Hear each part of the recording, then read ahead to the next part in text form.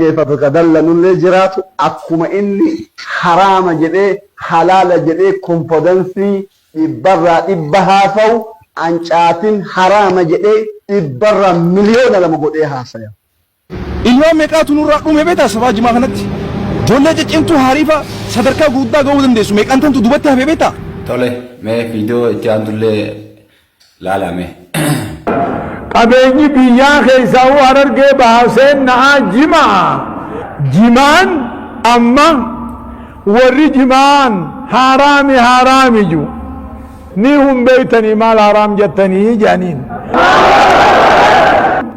ورّي حرامي جو نمني جمان حرامي جو فكاهو غمنو ما إفي ثاني تيني سنقبن ربما بچين ثاني لين جمان تاتو يو تاتلي دابچو سندن ديانيني سنبيخن ربا والفقان نوجاني.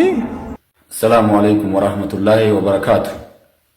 أنا خبجمتوتا وردفتوتا خينيان واي دوبا لما يروا ما جنداتي أمتا حواسا خينيا akka isaan kutaa wal qoodan akka isaan gandaa wal qoodan gochaa jiru dhimma jimaa ilaalchisee asirratti yaada hanga takka kannuu barbaadeeti. Buleeyyan keenya waa'ee haraam jedhanii ibsuudhaaf ilmi namaa tokko waan guyyaa keessaa itti yaadatee jee ibsuu miti. Wanni haraam mirkanooyte hadiisaa quraanni wantoota duuba itti fayyadamuun tahamoon ta'u jaa'u keessaa waan haraam hadiisaa quraanaan dubbatamee lafa kaa'e. Sheekotiin abjuu keessaa lafaa kaate wanni ustaaza jedhaniin wanni shee doktora maarre doktorummaa tanaa jirre kun si eessaa fuudhee barran nama dhibaacha. Doktora jechuun nama yaada bilchaataa laalee mariisisee waan takka ibsuu danda'u. Wanni jasbaa wayii lafaa kaate gaafa ummata dila kana qabeenya ummata irratti dila kana hogga qoosu buleeyyan keenya waan kabajaan qabne tanaan sheekalle takkaa'u gariin amma aaliman tuqinaa jedha.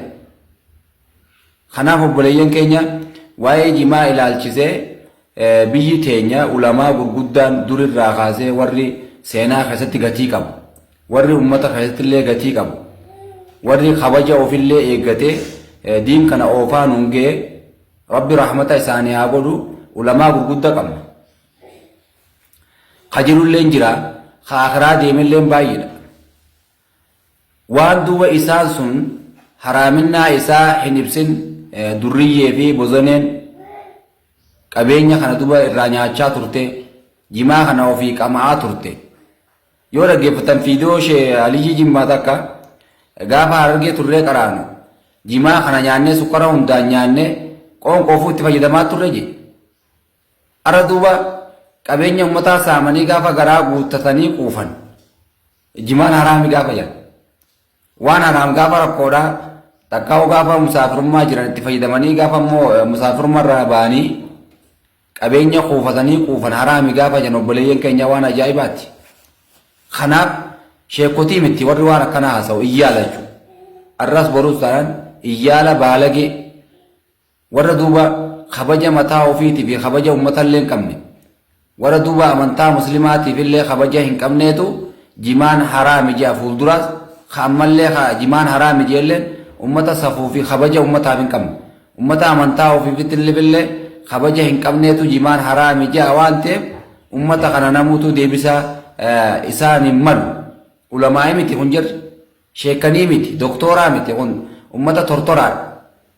Warra footoo sheekotii qabu malee sheekanii miti ulamaan keenya kabajaadhaan waa'ee jimaa osoon fi itti hin gufatin amma sheekan biyya teenyaa marti jimaa dhaabbatanii qaban.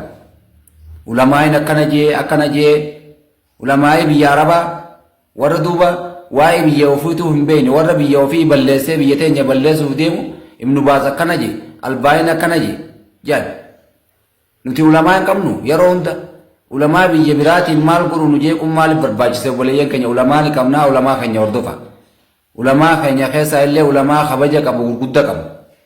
Saniifuu diqaalaa karaa yaatu bozonee duuba qabeenyaaf takkaa'u beekamtii barbaada takkaa'u hinaafadhaaf wantoota jimaa kaaftu arras borus deebisa irratti laadhaan isiniin jaa.